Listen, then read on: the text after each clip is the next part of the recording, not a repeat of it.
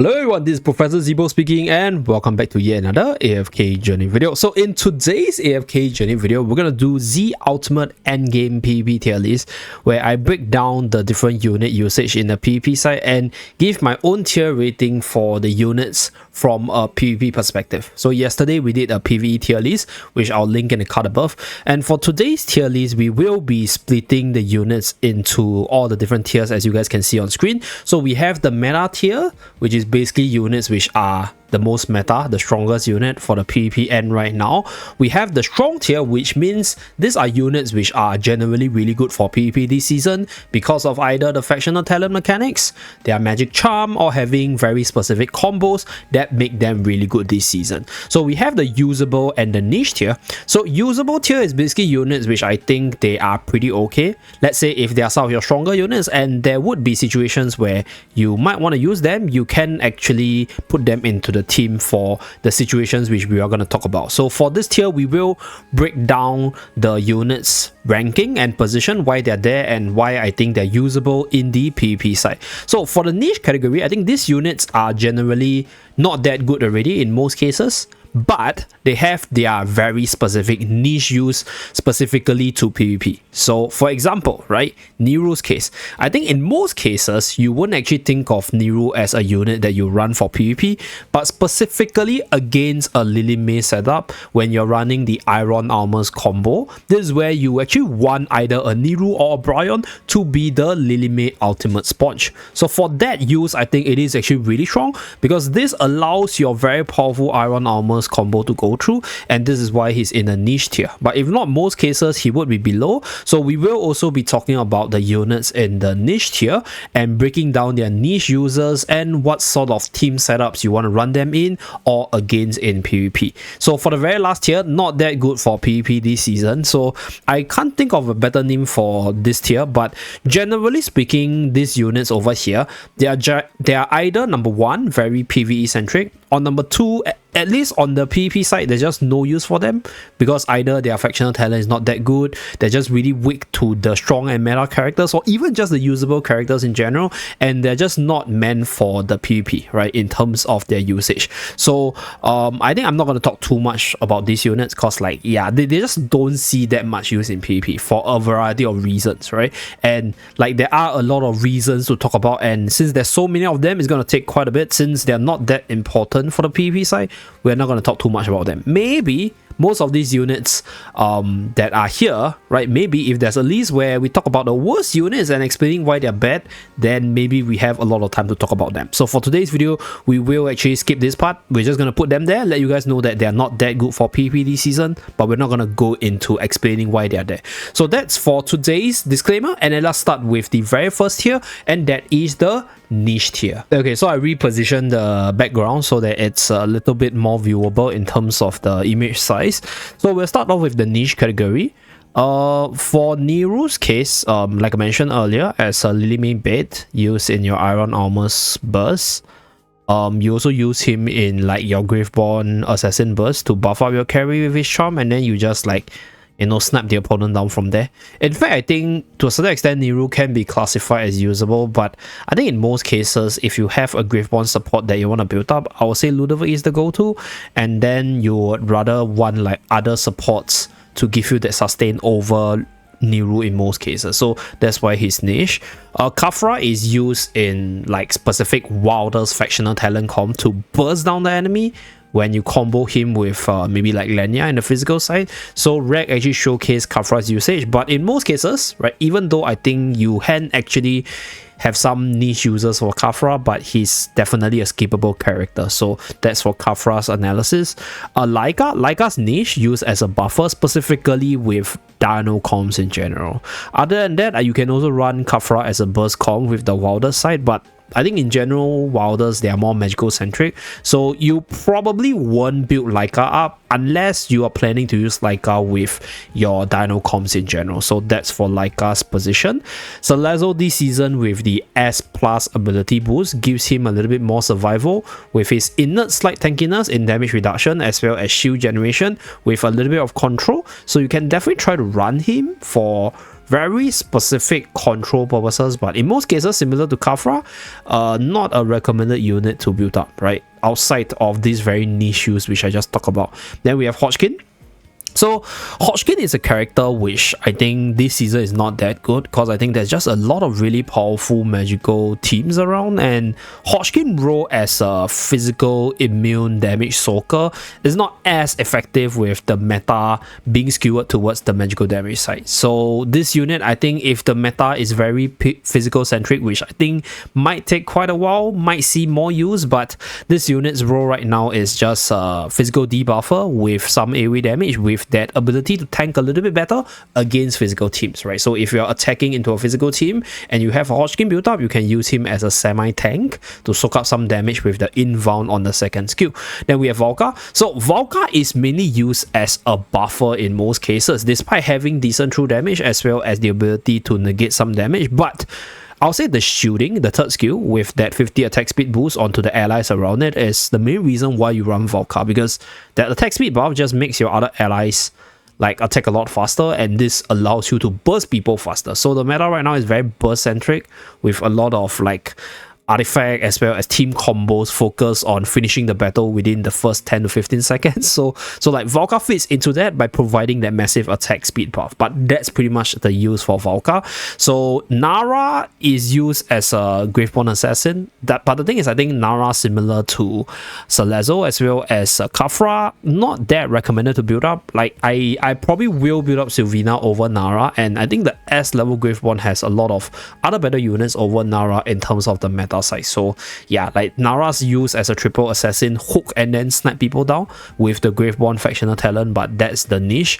Skalita this season is really weak. Like I think there are a few users for Skalita, but it's like very niche, cause like initially Skalita is used to counter units like Talon as well as units that are revive centric, like maybe for example Torrent, but these units this season they are used very differently, or this is not as good.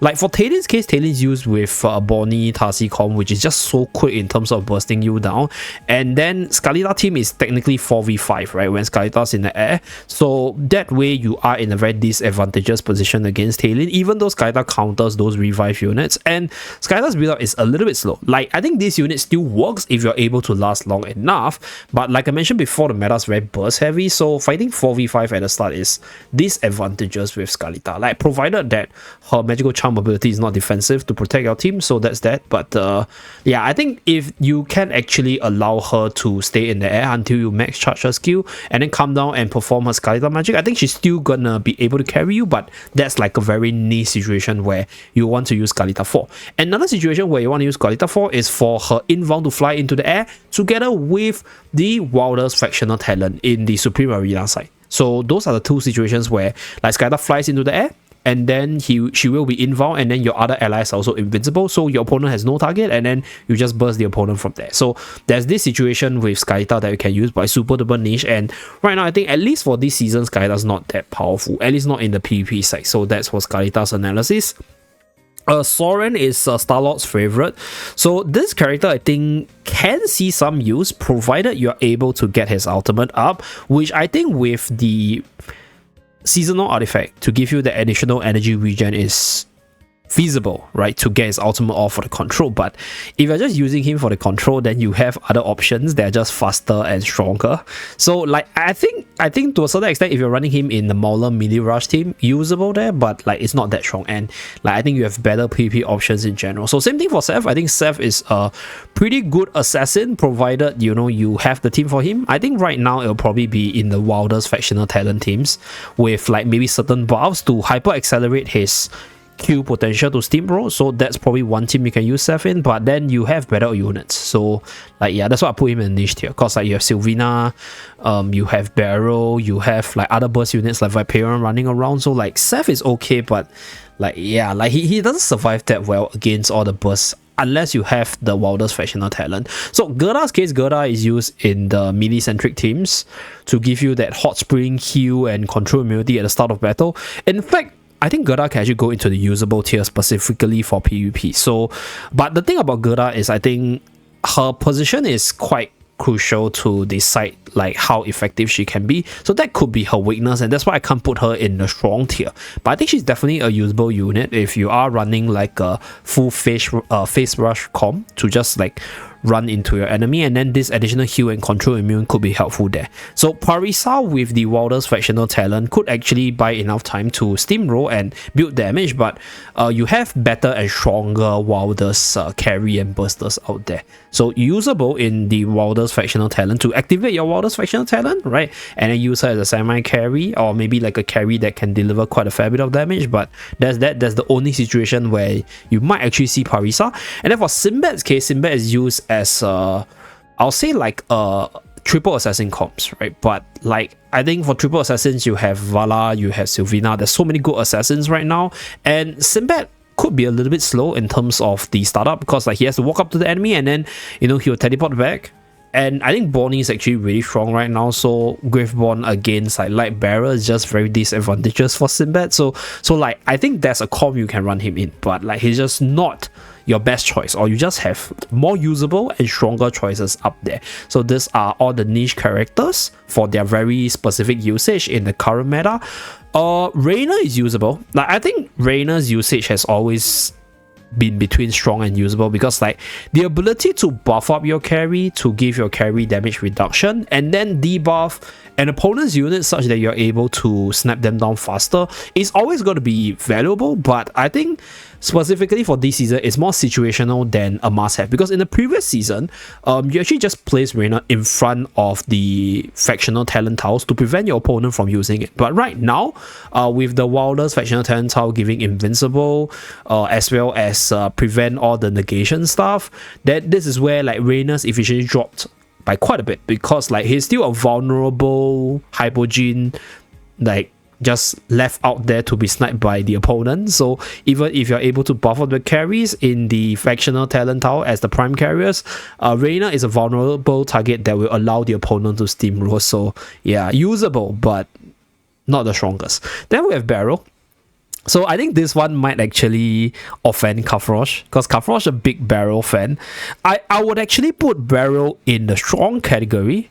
If Barrel actually... Okay, I'll put Barrel in the strong category, because like I think Barrel has like certain teams where I think this unit can actually excel in, and this unit is specifically made for PvP right now. So I guess you can't just put him in the usable tier, because like outside of PvP, this character is pretty useless.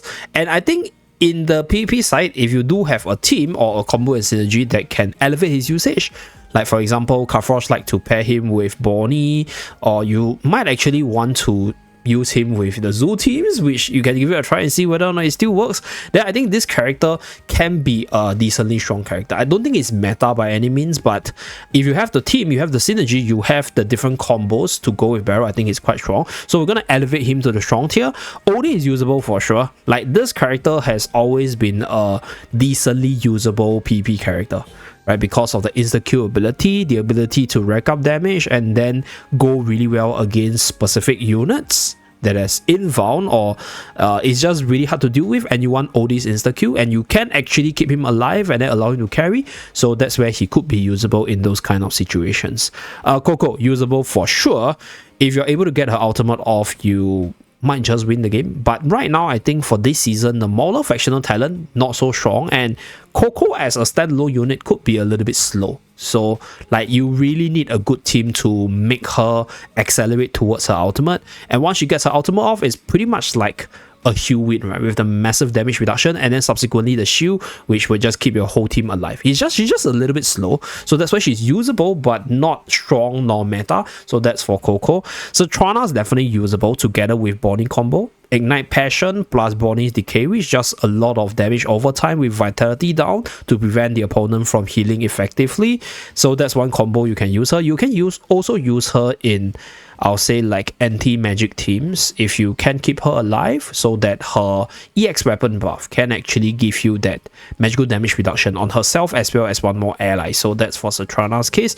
Mikola is usable in PvP with the melee teams. So like similar G's with Gerda. I think like if you think about melee team, I think Mikola, Shakir, Gerda, maybe like Harak, they are all like good frontier unit, and then whatever buff, whatever heal, or whatever synergy you can put in that melee team is usable, right? So that's a team that I think you can fit her in, and that's why I think Mikola is usable.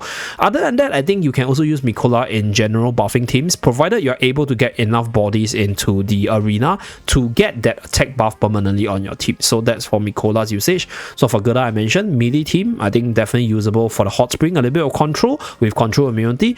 Brion's definitely usable. Okay, so for two reasons why Brion is higher than Niru is because, first of all, Brion has the Niru slot, which is to bait out Lily May's ultimate, right? The opponent's Lily May's ultimate. So this is where he has this very niche use in the Iron Armor's team. Brion himself is actually a pretty decent PvP character, a single target damage dealer, and because it's a Wilders, right, you get to actually put him in like different team setups just to proc the Wilders factional talent, and then use him as like maybe a semi carry in those teams in Supreme Arena. So like these characters, they are just I think Brion is actually one of the stronger old school characters still around in terms of general PvP, and specifically further boosted by this season's mechanic in the Magic Charm for a lot more damage, as well as also the Wilders factional talent, which increases his value by quite a bit.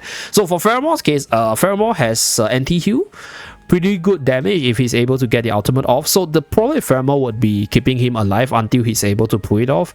But in general, because of the Wilders tag, you can actually use him in Wilders factional team, and if he's able to pull off what he wants to do, I think he's still a very scary threat in the current meta. So it's just a little slow, a little bit frail, but can be covered with existing factional mechanics. So Torrent, Kellen, Igor, Viperion, I think they're all pretty good Wave 1 characters, right? I think Torrent in the normal PvP side is still good against like melee setups, but specifically against like Tasi, Bonnie, all these very elusive character, Torrent feels a little bit bulky. Kellen can be used as that initial mid-shield damage soaker, so that's Kellen's usage, and I think if there's a situation where you need a unit that can just soak a lot of damage for allies within the AoE, then that's where Kellen can be fit into those teams as a tank as well as a damage sponge. So Igor's always been a very annoying in and out character because of the ability to jump around on a tombstone and just be super duper annoying, drawing attention away from the enemy. So usable, I think Igor's not as strong as he used to be, and not as annoying because there's just a lot more bursts, teams are a lot faster, he's not able to build up as many tombstone as he used to, and I think healing and sustain teams in general are just a lot weaker with units with anti-heal like Harak, Pheromore, units like Satrana, units like Bonnie that slows down like healing rate with haste down and stuff. So I think Igor's just usable right now. I think there are definitely still teams you can run him in, but he's obviously not like one of the strong PvP characters that you'll think of. So Viperion, unfortunately, I actually want to give Viperion strong, but Viperion is definitely still usable for burst comms with his magical burst for the team, right? With the Viper for the debuff and then the AoE magical damage in the Supreme Plus skill. But this season has a lot of quick bursts, and Viperion has to cast his Vipers at the cost of HP, which means that he's a vulnerable target to be sniped off. So like, yeah, if you don't snipe off people with Viperion, chances are you're getting sniped off on this character. So that's why I think he's usable, provided, like I mentioned earlier, you're able to keep him alive as he's sending out his Vipers for debuff, and then he's able to bring them back to heal himself. But yeah, just generally usable, right, for the Graveborn factional talent. So for Hugin and Rowan, two of the better Lightbearer supports with the ability for damage reduction, shielding, energy regen to cycle through your team skills, specifically insanely strong with like for example your Cryonaya, together with for example carries like a Talia that wants to, you know, like burst the enemy and then have that quick support at the start. You can also run Rowan and Hugin with Siren, which is very meta right now in the PvP side. So definitely usable if you want your Lightbearer factional talent, if you need that battery as well as that shielding at the start of battle. So that's for Hugin and Rowan. Very good Lightbearer support, so they are in the usable tier. In fact, to a certain extent, I would actually want to give Hugin the strong tier, but I think for him to be called strong, like he has to fit into more teams other than just being good in Siren, right? So like right now, I think without Siren, these two units will be a lot weaker. They are pretty strong if you're able to put them with Siren on the defensive side, because their sustain and heal is just really, really good, right? But the thing is, outside of that, I think Rowan's pretty big, I'll say, like vulnerable target to be snapped down by body. It's like if his potion doesn't go through, he just dies there. And then for Hugin's case, I think Hugin's biggest weakness would be maybe just Lily cancelling the ultimate to prevent the shielding. But if not, actually Hugin is quite strong for the PvP side. But for this season specifically, because other factional talents are just stronger, you have a lot more powerful combos and synergies, I think I'll put Hugin and Rowan in the usable tier. Okay, depending on how you use them, depending on whether or not you run them in a Siren comp, you run them in your Celestial Hypogean comp, I think they could definitely go up in the strong tier. But for me, I don't use them a lot, and I think when I see people using them, there's just a lot of ways to counter them, so that's why I put them in the usable tier. So this is for these two light bearers. Next, let's move on to the strong side. So these units, I'll put them in the strong if they have very solid team combos that work, or they're able to carry the game, provided they're able to get to what they want to do. So for this case, Barrow, I already mentioned, I think pretty good assassin, pretty good sniper, pretty good disruptor, good in zoo teams and Celestial Hypogean teams and specific body teams. And then I'm going to put Danlia, I'm going to put Fresto, I'm going to put Harak, as well as Cryo and Diano, right, in the strong tier. So Diano team with Dan, still usable, right, with the wildest factional talent support to make Diano the hyper carry for the PvP side, but it's a very specific niche combo that I think right now Dan and Athalia is a lot faster. So for Diano's case, I'm going to put him at the back because I think he is still strong if you are still running him for the Dan and Diano combo with the Warders, but generally speaking, Dan has a better partner in the current meta. So that's for Diano's analysis. So Dan is good because of the ultimate shutting mechanics, but I think there are units that just bypasses the use of ultimate. Specifically the meta characters, which we are going to talk about later. So Dan is strong, right, to shut down certain comps, but he doesn't shut down the strongest comps right now. So that's for Dan's usage. You can use Dan with Athalia for the massive, like, quick burst in terms of Athalia's damage kit, but I think you can also do that without Danlia. Although with Danlia it will be a lot better because, like, Athalia's not that ultimate centric, and Dan shuts down the ultimate to give Athalia more survival. So that's for Dan. Very, very strong right now as a niche tank to shut down the opponent's ultimate. And then Fresto, I think, is easily one of the best tanks, even in PvP as well, because, like, there's just so many things you can do with this unit. Like, you can position him to give buff to specific units, give more energy regen, give damage reduction. This unit is just really, really tank. If you put them in a straight line, and then he's just gonna run up and then soak up damage. And then this unit is also good to just give you that frontlining power while giving you good stat lines, right, as a Hypogean character with bonus stats. So generally, both normal arena and supreme arena sees Fresto being used. So, like, yeah, he's also one of the premier Celestial Hypogean tanks. So let's say if you're running a Celestial Hypogean comp, then you are probably running Fresto as the frontline tank, right, over Danlia in most cases. So that's for Fresto's strong analysis. So for Harak's case, Harak in the Celestial Hypogean team or any melee team that allows him to build up stacks and then steamroll quickly is very strong.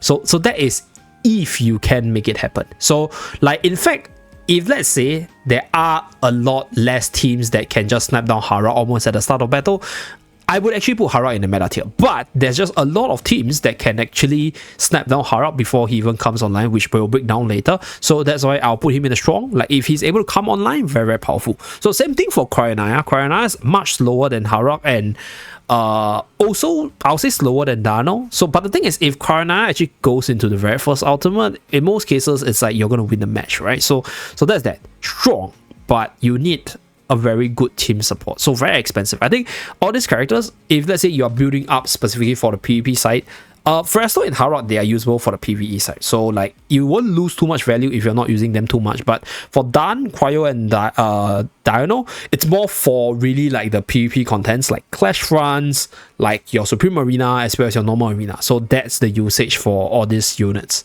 why they are in a strong tier. So next one in a strong tier, I'm gonna put Vala. So like, yeah, Vala's still one of the stronger light bearer units. Like light bearer in general is, except for Siren, okay, Siren's like the beast from the light bearer side, but other than that, the rest of the light bearers not as strong. So like Vala's probably still one of the stronger assassins with the ability to pinpoint target and then snap them off on the offenses. Not as strong on the defensive side, but I guess as a unit that always act as a track to sort of cause your opponent to have to reposition their units more carefully, I think Vala's quite strong there. So that's for Vala. If he's able to steamroll similar to Harrock as well as Cryo, like she's also able to single-handedly carry the game. So that's for Vala's case. I think Lenya's also pretty strong. Lenya is used in Wilder's factional talent for her Wilder's faction, obviously, as well as her potential to snap down your opponent's carry, right? To go for the highest damage unit. And because the Wilder's factional talent gives her the inbound for the first 9.5 to 10 seconds, depending on your level, this character has decent survival in the Supreme Arena side. So recently, you also saw her being used in the Harmonic Challenge. So used as a unit that can just dodge normal attacks from specific targets. So Lenya does have some strong PvP presence. Not the strongest, not like the meta strongest, but the quick burst that she's able to do, as well as a factional talent backing her up, and her having good individual pick-off ability makes her pretty strong in the PvP meta right now. So that's for Lenya.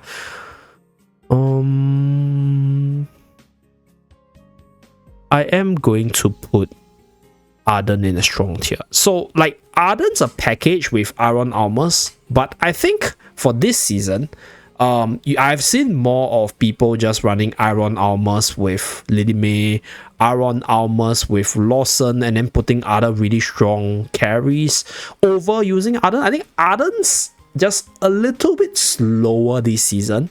Like I do think that the Iron Armor's Arden combo is still really solid, really strong, and being a Wilder's character means that he can proc the tower pretty easily to ensure his survival. But like I think in terms of the Iron Armor's combo, they are just faster combos, they are just better synergy unit. For example, Atalia with Iron Armors, for example. So this is where I think Arden falls a little bit off the meta. I'll put him still really strong, but yeah, you just have better combos with some of his best partners. So that's that. Shakir as well as Elsa.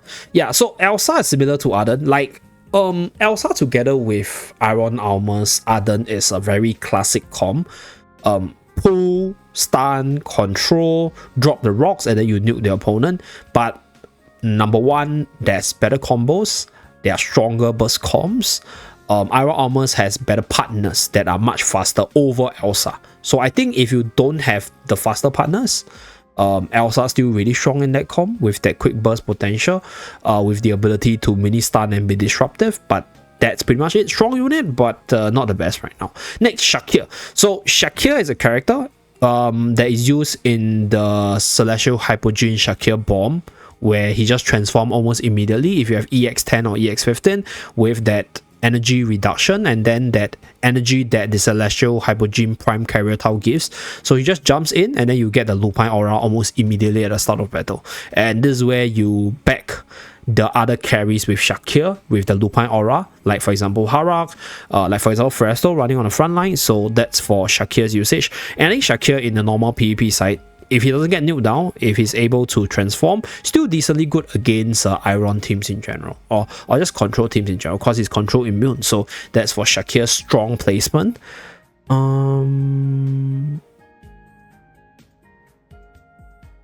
Sylvina and Lawson. So Lawson is one of the latest addition that I think it's actually really strong. To a certain extent, I think I would actually give Lawson the meta tier, but Lawson does burst heal, right? But in the arena side, especially in the Superior Arena side, Lawson's only use right now, number one would be obviously with your Bonnie Tasi combo.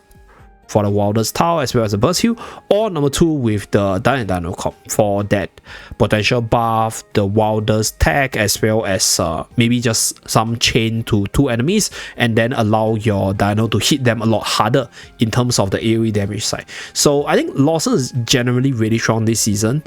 Some might even give him meta, but I personally think that if, let's say, I were to choose between Hewin and Lawson, I would actually give Hewin the higher meta rating, because Hewin's charm is so good that if you don't snipe Hewin off and she gets the ultimate off, yeah, like the opponent's not gonna burst you, right? So that's the G's why Lawson's a little bit lower. But like if you are using Lawson a lot and you're using him with the burst comps, with your Wilders, with your bursters, that I think, you know, to your eyes he could be in the meta tier. So for Sylvina's case, offensive Graveborn burst unit, so use with your Graveborn factional talent, use as a quick burster on the offensive side, so has always been used like this, right? There were a lot of other combos with Sylvina and she's still really good, so I'll put her in the strong category. So that's for the strong units. Yep. Okay, so next one, let's go into the meta one. So Atalia needs no introduction. I think this unit is just really fast, really strong. The latest meta celestial character that goes with Dun, right? Because she doesn't rely on her ultimate. So Dun and Atalia comp, very, very powerful. A lot of AoE coverage, execution, as well as that lens ability to make up for additional damage should she be nuked down at the start of battle. So that's for Atalia, very, very strong. And you also have Wilder's factional talent to back her survival. Twins. Okay, so Twins, I think some people might disagree with me. I've always spoke about Twins in this direction where if Twins actually gets their ultimate off in the PvP side, the Twins team most of the time will win the match, right?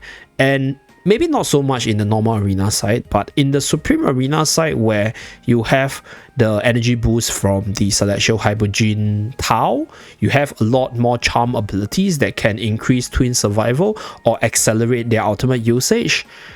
Twins is actually quite a menace, right, in the PvP meta, especially with Celestial Hypogeans in general having more stats, because as Supreme Plus, the Celestial Hypogeans, they have the Paragon 1 stats of an S level character at the same tier. So like generally speaking, if you have an S plus Twins and you pit like Twins against another S plus support, then I think Twins has a lot more tankiness there, so survives a lot better. And then this is where they're able to get to their ultimate, they're able to get to all their buffing shenanigans, and they are very, very strong if they do get it through. So that's for the Twins meta explanation. So some people might disagree with me, they might actually put them in strong, which I also say is valid, but to me, I think in my matchups against Twins, if they get an ultimate off, I just lose. So yeah, it's that good in terms of like their meta level. So next one, Tarsi, Bonnie, and Talin. So this three, they are the most used combo units as discussed by the developers talk. So yeah, for good reasons, because in the normal PvP side, they have a lot of reviving, they have a lot of lives, they have a lot of residual damage, and it's just not hard to finish. It's just not easy to finish them off that easily. And this is where, as you stall out the battle, Bonnie's damage over time, Tarsi's dance ability, Talin's burn, and then Talin coming back and then using the ultimate just wrecks your whole team. So both on the normal PvP as well as the Supreme Arena side and even the Clash front side, especially with the Thunderstrike spell, this trio over here is some of the most powerful combo synergies out there. So the only way that actually shuts down their Thunderstrike combo effectively is with a Siren team.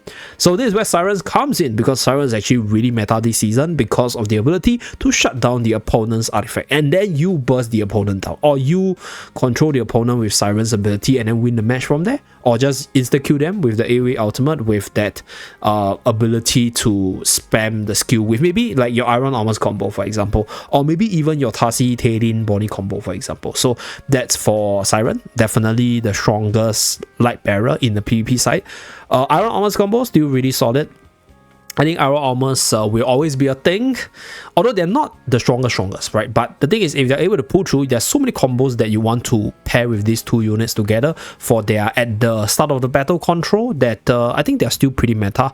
And if let's say in Supreme Arena you need 3 teams, one of it would be maybe your Tasi, Talin, Bonnie, and the other one will probably be iron armors plus 1 wilders with other units combo. So that's for this 2 units. Damien, definitely one of the most meta support. So like this together with Bonnie, Tasi, Talin, and the Wilders factional talent makes it such that there's no target for your opponent to actually kill almost immediately, right? And on top of that, I think Damien's charm is also pretty good to keep the unit in front of him a lot more tanky. And this is where I think for this season, Damien on the PvP side is insanely strong still. Has always been a very strong unit in normal arena, in Supreme Arena, even in other seasons, but this season specifically because of the Wilders being really favored, I think for all the PvP related content, Damien's one of the stronger supports and one of the best supports around. Because yeah, there's just a lot of scenarios where this unit just goes in and then does the job and counters a lot of team from there. So Lily May is still one of the most solid carries in the PvP side, being able to cancel the ultimate, has a lot of burst damage, and also very elusive, making her not that easy to kill other than if you're using the Tasi Bonnie combo to slowly wither her down. So that's that. And then for Hewin and Ludovic, so I'm gonna put them in the meta tier. So Ludovic, I guess Ludovic is one of the good answers if you can't cancel the Iron Armors combo, because you can't actually control Ludovic or reposition Ludovic with Reyna. So if the opponent uses the Iron Armors, pull all the allies towards Ludovic, then Ludovic casts the field itself, you're just able to just burst heal your team from the initial burst of damage from the opponent's team. So ideally you don't want to be controlled obviously, but Ludovic's an insanely good burst healer in the Graveborn teams. In most teams that just wants a really good control in a healer unit that can keep you alive and not be controlled at the start of battle. So that's what Ludovic does. Then for Hewin's case, Hewin's charm this season, right? The ability to go invincible, gain bonus energy once you fall below a certain HP threshold, allows this unit to accelerate towards the ultimate to give you massive damage reduction and massive heal. And this will, number 1, stall out your opponent's burst. Number 2, stall out the battle such that your units are able to do what they want to do. And number 3, right? The damage reduction, once it's active, your opponent's not able to kill you, and then from there you kill your opponent and then you win the fight. So that's why Hewin's still really meta for the PvP side. So for the Celestial Hypergene characters, I guess if to a certain extent you have them more built up, you can definitely put them in the meta tier, because generally speaking, they get more stats off the Paragon tiers. And PvP is definitely a game mode that's skewed towards units which has more stats to give you that Paragon advantage. And for the Celestial Hypergene side, the only reason why they're in a strong is because number 1, they are more expensive. Number 2, they need a little bit of build up to get to the carrying status. And number 3, they are not the strongest against some of the top tier meta teams, like for example your Atalia Snipes, your Tasi Talin Bonnie combo, your Siren Silent Snipe, or maybe even your Iron Armors combo in general. So that's why they are down there. But generally speaking, units in the usable, strong, and meta tier, they're all PvP viable characters that you can use. So that's pretty much it for this Zeee Ultimate Endgame PvP tier list. Do let me know what you feel about the tier list, as well as your own opinions for the different units in the PvP category. I'll see you guys again in my next video. Bye guys!